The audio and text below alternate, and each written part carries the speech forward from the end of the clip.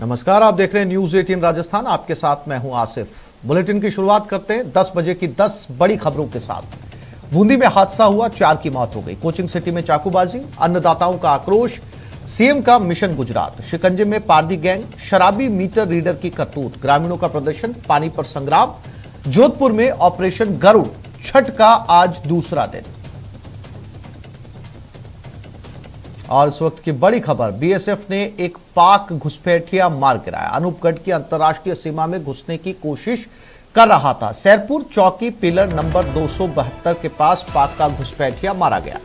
BSF के बड़े अधिकारी अंतर्राष्ट्रीय सीमा पर पहुंचे। बीएसएफ ने अनूपगढ़ पुलिस को पाक घुसपैठिए का शव सौंप दिया है। तो इस वक्त की बड़ी खबर गंगानगर से, जहां पर बीएसएफ ने एक घुसपैठ करते हुए पाकिस्तानी को मार गिराया।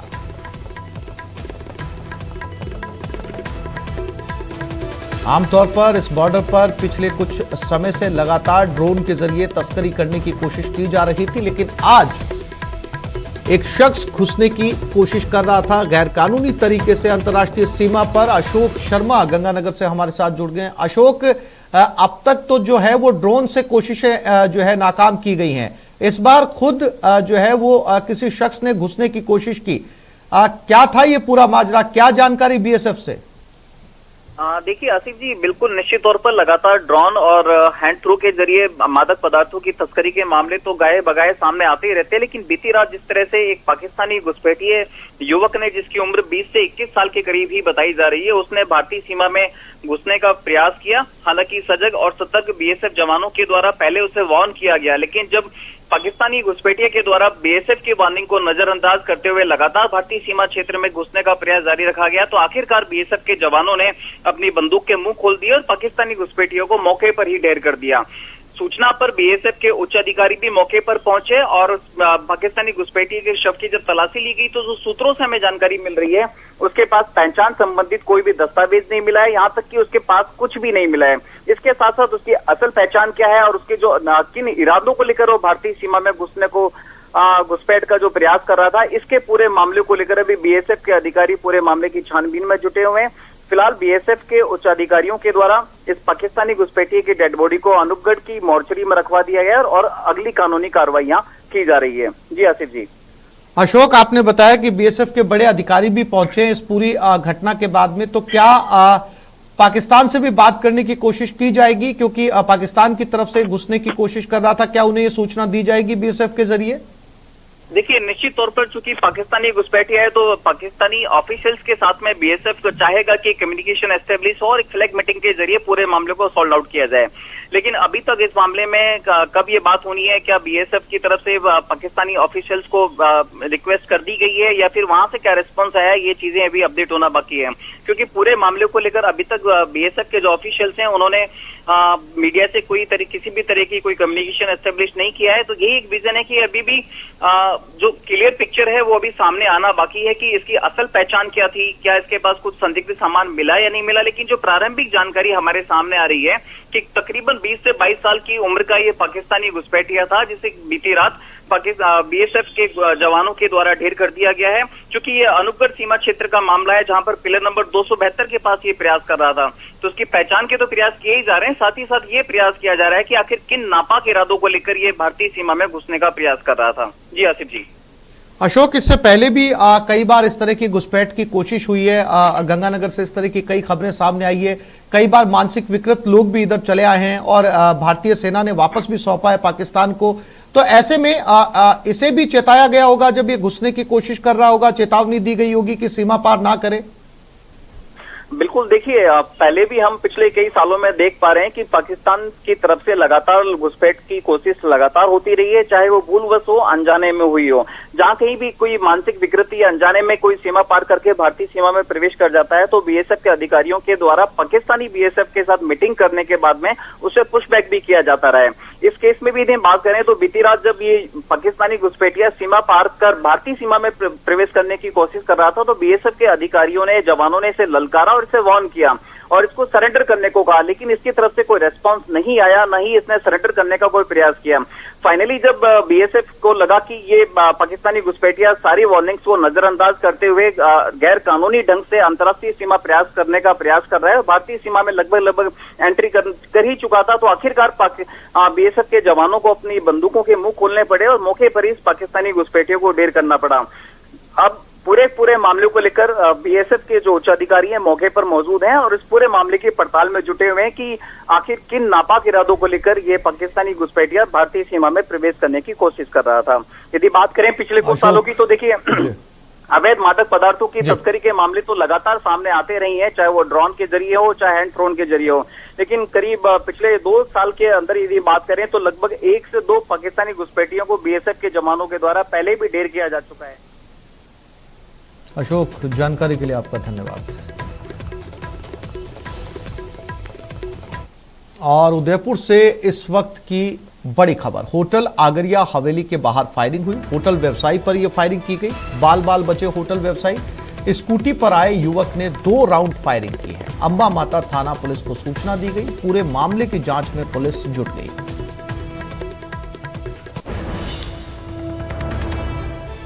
तो उदयपुर में होटल व्यवसायी पर यह फायरिंग की गई है। ये तस्वीरें, ये होटल का नाम आगरिया हवेली बताया जा रहा है। कपिल शिमाली हमारे साथ जुड़ गए हैं उदयपुर से। कपिल, आपसे समझना चाहेंगे क्या था ये पूरा माजरा? देखिए, ये घटना हरिदास जी की मगरी इलाका है जो कि अंबा माता थाना क्षेत्र में आता है। वहां पर एक होटल व्यवसायी है ख्यालीलाल सोनी और उनके पुत्र दीपेश सोनी आगरिया हवेली जो कि इनकी खुद की होटल है उसके बाहर खड़े होकर फोन पर बात कर रहे थे। उसी दौरान एक स्कूटी पर 2 युवक सवार होकर आए जिन्होंने मुंह पर रुमाल बांध रखा था और उनके हाथ में एक पिस्टल थी। पहले दीपेश सोनी को धमकी दी गई, कहा सुनी हुई, और उसके बाद में फायर किया। हालांकि फायर जो है वो दीपेश सोनी को नहीं लगा। दीपेश ने होटल के अंदर भागकर अपनी जान बचाई। स्कूटी पर जो युवक आए थे उन्होंने 2 राउंड फायर किए और उस फायर करने के बाद में मौके से फरार हो गए। इसकी सूचना अंबा माता थाना पुलिस को दी गई। पुलिस ने मौके पर आकर सीसीटीवी फुटेज को जब्त कर अपनी कस्टडी में ले लिया है और सीसीटीवी फुटेज के आधार पर अपनी जांच को आगे बढ़ा रही है। जी कपिल, जो होटल मालिक है जिसके ऊपर 2 फायर किए गए हैं, उसने अपनी एफआईआर में लिखवाया क्या है? कौन लोग थे? क्योंकि पहले आपने बताया बातचीत के बाद में फायर किया गया, तो संभवतः बहुत हद तक मुमकिन है कि होटल मालिक इन हमलावरों को जानते हों। किस मुद्दे से जुड़ा ये मामला था जिस एफआईआर में जिक्र है क्या उसका? सर, देखिए, अभी आज भी इस मामले में जो एफआईआर दी गई है उसमें अज्ञात हमलावर बताए गए हैं। जो दीपेश सोनी जिस पर फायर किया गया उसका कहना था कि अज्ञात लोग थे, आकर कहासुनी की गई, उसे धमकी दी गई मारने की और अचानक से फायर कर दिया। तो फिलहाल जो जानकारी पुलिस को दी गई है वो अज्ञात के रूप में दी गई है। पुलिस दीपेश सोनी से भी बात कर रही है, उससे और ज्यादा जानकारी जुटाने की कोशिश कर रही है, क्योंकि दीपेश सोनी का कहना है कि उसकी किसी के साथ में दुश्मनी नहीं है। ऐसे में किन लोगों ने हमला किया है इसका अनुमान लगाना उसके लिए मुश्किल है। तो पुलिस सीसीटीवी फुटेज के आधार पर अपनी जांच को आगे बढ़ा रही है। कपिल, जानकारी के लिए आपका धन्यवाद।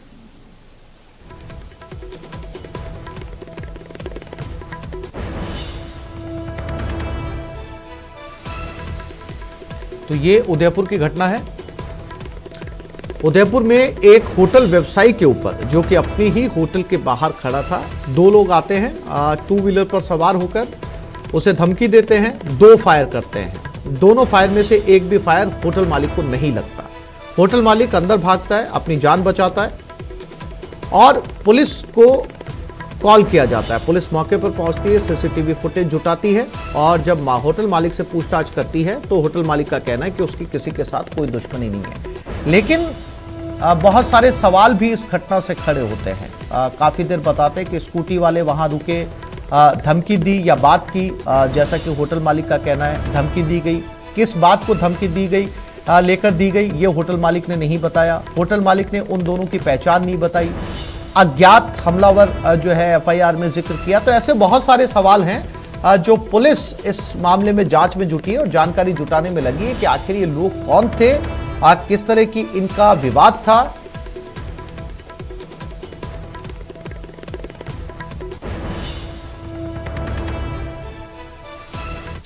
राज्यपाल कलराज मिश्र का जोधपुर दौरा, न्यायिक अकादमी सभागार में कार्यक्रम का आयोजन। Regional conference on contemporary judicial development and strengthening justice through law and technology पर यह कार्यक्रम आयोजित किया जा रहा है। प्राचीन काल में न्याय व्यवस्था की रही है।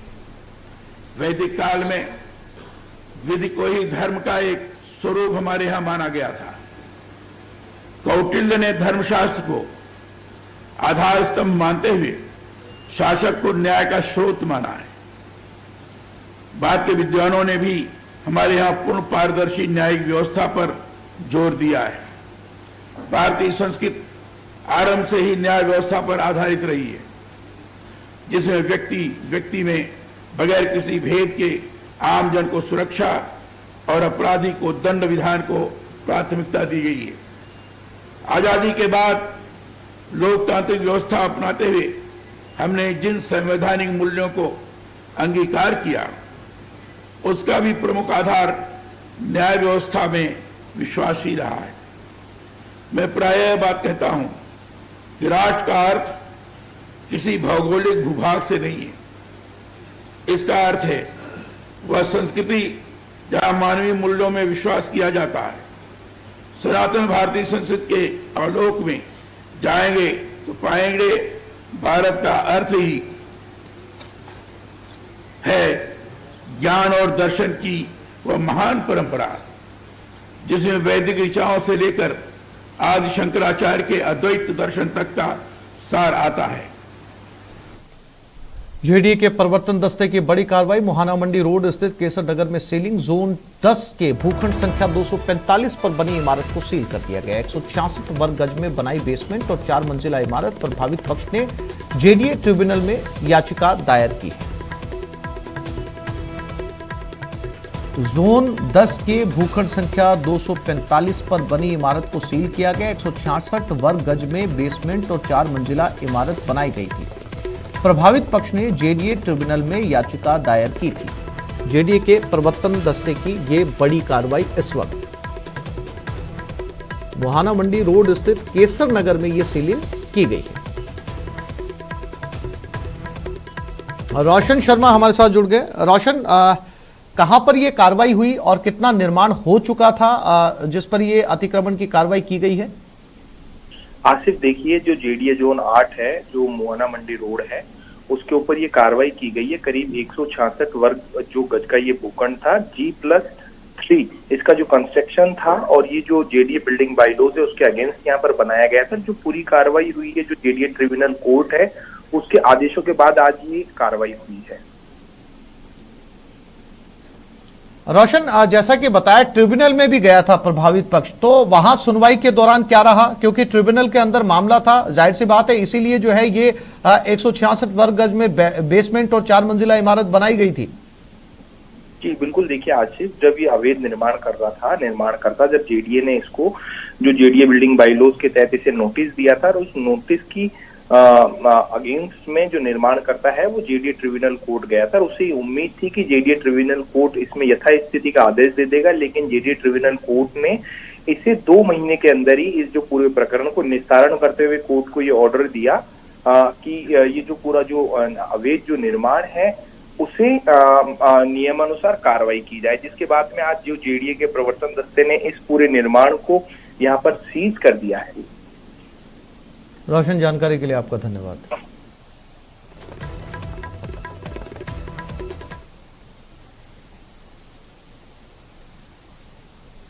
बूंदी में 2 कारों में टक्कर हो गई। NH52 पर देर रात हादसा हुआ। हादसे में 4 लोगों की मौत हो गई, 2 महिलाओं सहित चालक की मौत हुई। हिंडोली थाना क्षेत्र का यह पूरा मामला बताया जा रहा है। NH52 पर यह देर रात हादसा हुआ था। बताया जा रहा 2 कारें आपस में टकरा गई और इन दोनों कारों से 4 लोगों की मौत हो गई। चैन सिंह संवाददाता बूंदी हमारे साथ जुड़ गए। चैन, हादसा कैसे हुआ? ये क्या आमने सामने टक्कर हुई?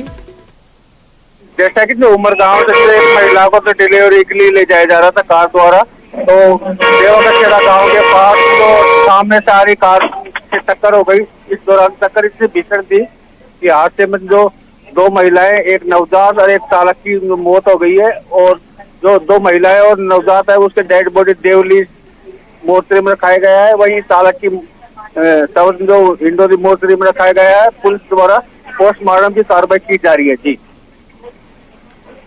चैन सिंह, पुलिस ने क्या कार्रवाई की अभी तक इस पूरे मामले को लेकर? पुलिस इंडोर थाना प्रभारी मुकेश मीणा से जानकारी मिली कि दोनों जगह जो पुलिस की टीम को भेज दिया गया है, तो शवों का जो पोस्टमार्टम करने की कार्रवाई की जा रही है। चैन सिंह, जानकारी के लिए आपका धन्यवाद।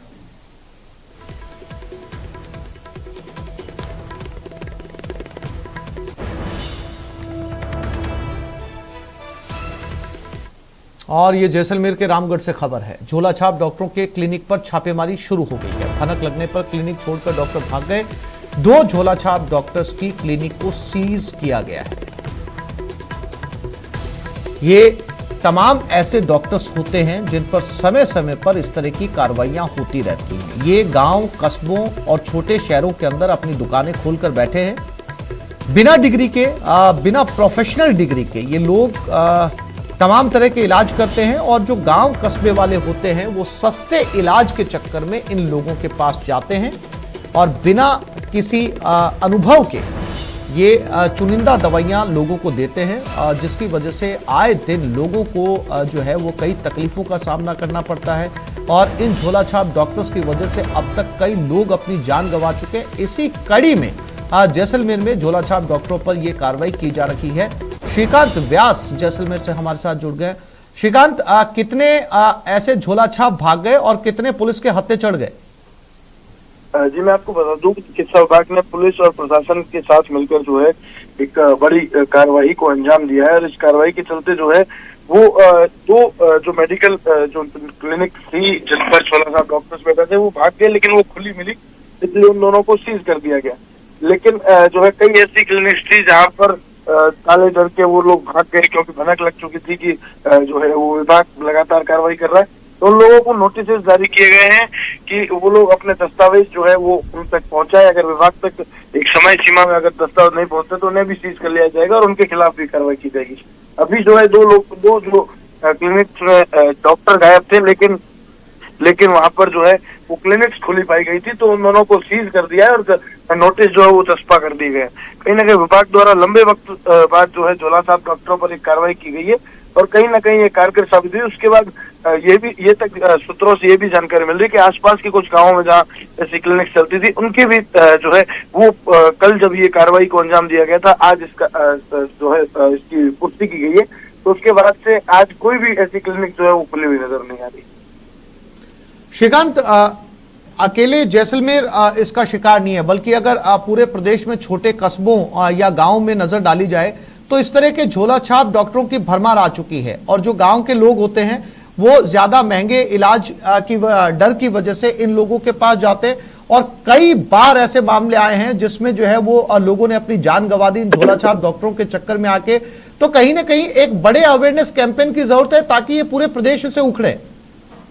जी कहीं ना कहीं पूरे प्रदेश जो है वो इन झोलाछाप डॉक्टरों से पीड़ित है। प्रदेश में गांव में ऐसे दूर दराज के इलाके जहां विभाग की पीएचसी और सीएचसी नहीं पहुंच पाती, वहां ऐसे जो है वो अशिक्षित डॉक्टर जो कि अपने आप को डॉक्टर होने का दावा करते हैं, छोटी मोटी जानकारी के साथ लोगों के जीवन के साथ खिलवाड़ करते हैं। इनको रोकने के लिए अब एक कैंपेन चलना चाहिए और कहीं ना कहीं जो है लोगों को जागरूक करना चाहिए कि ऐसे डॉक्टरों से बचे। कहीं ना कहीं जागरूकता के जो अभियान है वो केवल और केवल जो है वो कॉपियों पर जो है वो एंट्रीज में चलते हैं रिसर्च में, वो कहीं ना कहीं गलत है। सरकार द्वारा जो ऐसे कई बार अभियान चलाए जाते हैं, लेकिन उस युद्ध स्तर पर इन अभियानों को चलाने की आवश्यकता है ताकि प्रदेश भर से जो है इन तरह के झोलाछाप डॉक्टरों को भगाया जा सके।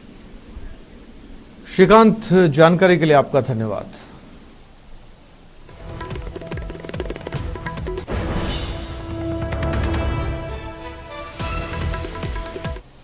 और कोटा में चाकूबाजी की घटनाएं रुकने का नाम नहीं ले रही। रोज हो रही चाकूबाजी पुलिस को अंगूठा दिखा रही है, ठेंगा दिखा रही है कि तमाम कानून व्यवस्थाओं के बावजूद जो है वो कोटा के अंदर चाकूबाजी हो रही है। कोटा के कोचिंग इलाके में चाकूबाजी की लाइव तस्वीरें फिर से सामने आई हैं।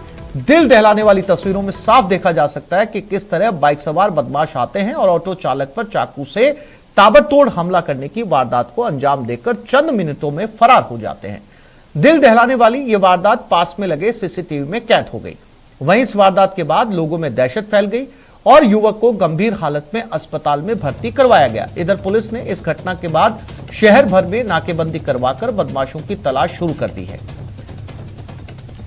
हर दूसरे दिन कोटा से ये चाकूबाजी की तस्वीरें आम हैं और ये केवल तस्वीरें नहीं हैं, बल्कि कोटा की कानून व्यवस्था को ये बदमाश रोज ठेंगा दिखाते हैं और बजाय कोई बड़ी कार्रवाई होने के इस तरह की घटनाएं और ज्यादा बढ़ रही हैं। ओम प्रकाश कोटा से हमारे साथ जुड़ गए। ओम प्रकाश, लगातार या फिर मैं कहूं रोज कोटा से इस तरह के सीसीटीवी फुटेज सामने आते हैं जिसमें चाकूबाज किसी न किसी को चाकू मारकर भाग जाते हैं और कहीं ना कहीं ये सीसीटीवी फुटेज उस कानून व्यवस्था को ठेंगा दिखाते हैं जो दावा करते हैं कि कोटा में सब कुछ ठीक ठाक है। जी, निश्चित रूप से आप सही कह रहे हैं। लगातार इस तरह की न केवल वारदातें होती है बल्कि लाइव तस्वीरें सामने आती है, दिल दहलाने वाली तस्वीरें सामने आती है। उसके बाद पुलिस कई दावे करते हैं, वादे करते हैं कि और पकड़ने का प्रयास करते हैं और पकड़ते भी हैं, लेकिन लगातार जो वारदातें हैं वो कम नहीं होती है।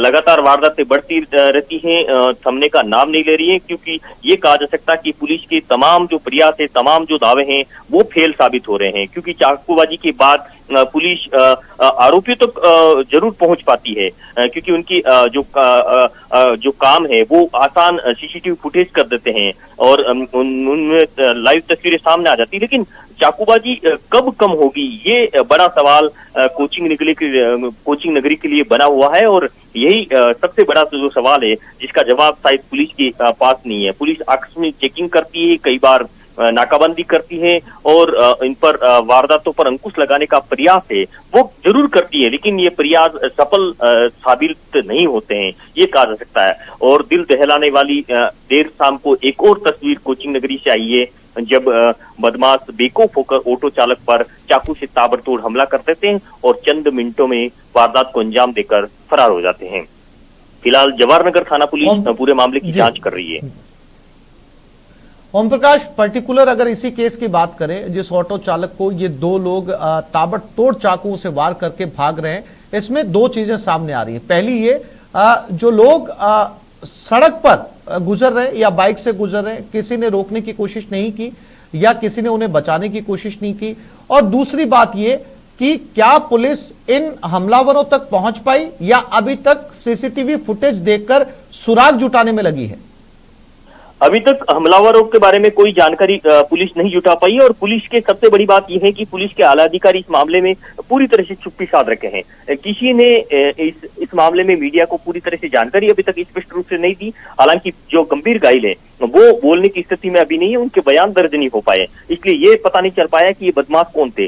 लेकिन दूसरी सबसे बड़ी बात है कि ये पूरे इलाके में दहशत का माहौल है, क्योंकि जब लोगों के साथ चाकू होती है और उन पर खून सवार होता है तो कोई बचाने की हिम्मत नहीं जुटा पाता, और यही कारण रहा कि बेको। जी ओम प्रकाश, जानकारी के लिए आपका धन्यवाद।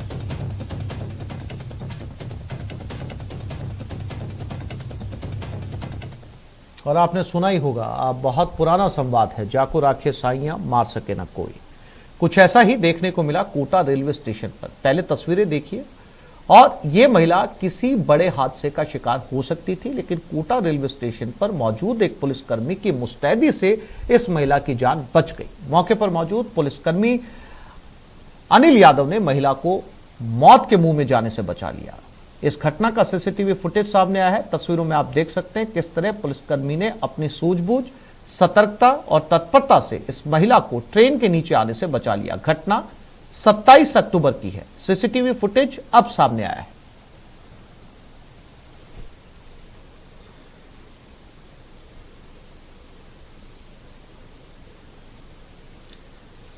और ये तस्वीरें अब लगभग देश के अलग अलग हिस्सों से रेलवे स्टेशन से सामने आती हैं। ये युवती जो कि ट्रेन से उतरने या चढ़ने की कोशिश कर रही थी, लेकिन ट्रेन के दोनों ट्रैक के बीच जाते जाते बची, क्योंकि यहां पर ये आरपीएफ का जवान मौजूद था और इस आरपीएफ के जवान ने फौरन इस महिला को दूसरी तरफ खींच लिया। हालांकि एक और शख्स भी वहां पर मौजूद था, लेकिन इस महिला की जान जाते जाते बच गई, यानी कि यमराज से कुछ सेकंडों की दूरी।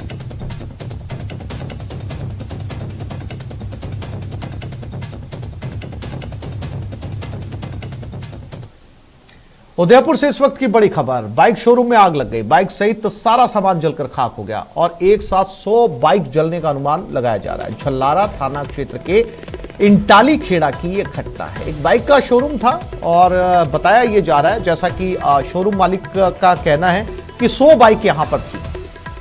एग्जैक्ट कितनी थी ये अनुमान बाद में लगाया जाएगा, इसकी काउंटिंग बाद में होगी, नुकसान कितने का हुआ है। लेकिन बाइक मालिक के अनुसार, बाइक शोरूम मालिक के अनुसार 100 बाइक जलकर खाक हो गई। इस बाइक शोरूम में आग लग गई। ये तस्वीरें एक बाइक शोरूम की जिसमें आग लगी थी। न केवल बाइक बल्कि पूरा का पूरा शोरूम जलकर खाक हो गया। झल्लारा थाना क्षेत्र के इंटाली खेड़ा की ये घटना है जहां बाइक का शोरूम था। अब कितनी बाइक हैं इसका आकलन किया जाएगा, लेकिन जो शोरूम मालिक है उसका कहना है कि यहां पर 100 बाइक थी।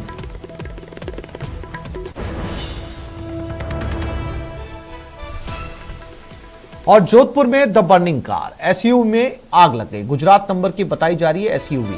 बोनट से धुआं निकलता देख चालक ने गाड़ी रोकी। बोनट खोलते ही आग की लपटें उठने लगी। गनीमत रही कि कोई जनहानि नहीं हुई। खतरनाक पुलिया तार घर की यह घटना बताई जा रही है। तो जोधपुर में एक गुजरात नंबर की गाड़ी में आग लग गई। इसके ड्राइवर ने धुआं निकलता देख गाड़ी को रोका और जब बाहर निकल के आया तो गाड़ी आग पकड़ चुकी थी। ये उस गाड़ी की तस्वीरें हैं।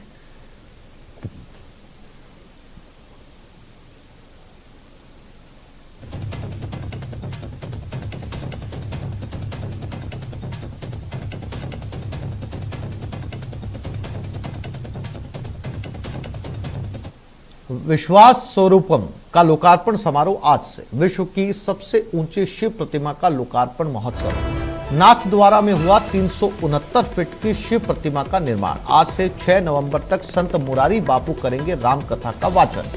कई राजनेता, समाजसेवी और गणमान्य व्यक्ति शिरकत करेंगे। मुख्यमंत्री अशोक गहलोत 3 बजे नाथद्वारा पहुंचेंगे।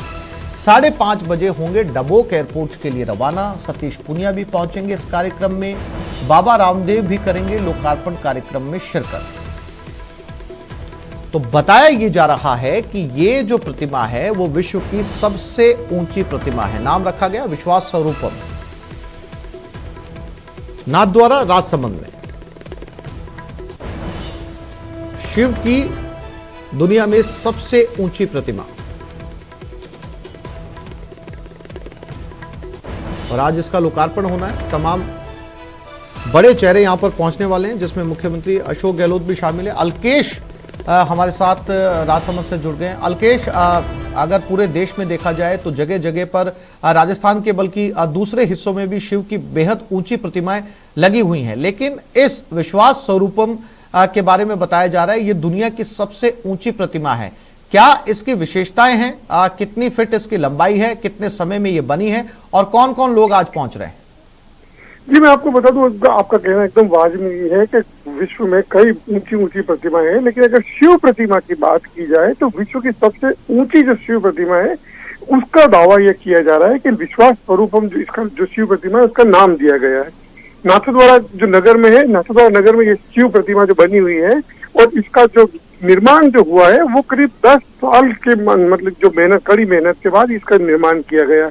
369 फीट ऊंची इस प्रतिमा की जो हाइट है वो बताई जा रही है और करीब 51 बीघा जो जमीन है, 51 बीघा का जो जमीन के अंदर ये शिव प्रतिमा के जो निर्माण किया गया है। और विभिन्न शिव प्रतिमा के साथ ही ये जो कंपाउंड है इसमें विभिन्न तरह की अन्य जो कैफेटेरिया, अन्य बंजी जंपिंग और पार्क आदि अन्य सुविधाओं का भी यहाँ पर ख्याल रखा गया है। अगर इसके उद्घाटन की बात की जाए तो इसका जो उद्घाटन होने जा रहा है, लोकार्पण होने जा रहा है, वो एक कथामय लोकार्पण होने जा रहा है। 9 दिवसीय एक राम कथा का आयोजन आज से जो देश के प्रमुख संतों में शुमार है जो मुरारी बापू, वो यहाँ पर एक राम कथा का वाचन करेंगे और राम कथा के वाचन के जरिए ही यहाँ पर इसको जो लोग मूर्ति है ये शिव प्रतिमा विश्वास स्वरूपम इसका लोकार्पण होगा। वहीं अगर गणमान्य लोगों की अगर बात की जाए, अगर आज के जो उद्घाटन समारोह में जो है तो राजस्थान के जो मुख्यमंत्री है अशोक गहलोत, वो उनका 3 बजे के करीब यहाँ पर पहुंचने का कार्यक्रम है उनके साथ ही जो राजस्थान विधानसभा के अध्यक्ष हैं डॉक्टर सीपी जोशी, लालचंद कटारिया, मंत्री शांति धारीवाल, उदयलाल आंजना, भाजपा के प्रदेश अध्यक्ष जो सतीश पूनिया है वो, योग गुरु बाबा रामदेव समेत कई जो गणमान्य व्यक्ति हैं देश भर से, वो यहाँ पहुंचेंगे। अगले 9 दिनों तक ये माना जा रहा है कि राजसमंद जिले के नाथद्वारा में जो देश की प्रमुख हस्तियां हैं वो इस कार्यक्रम में शिरकत करने पहुंचेंगी।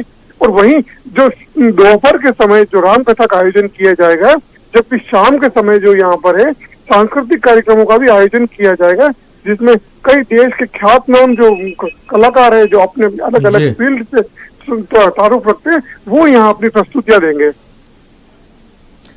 अलकेश, जानकारी के लिए आपका धन्यवाद। एक छोटे से ब्रेक के लिए रुक रहे हैं, जल्द लौटेंगे।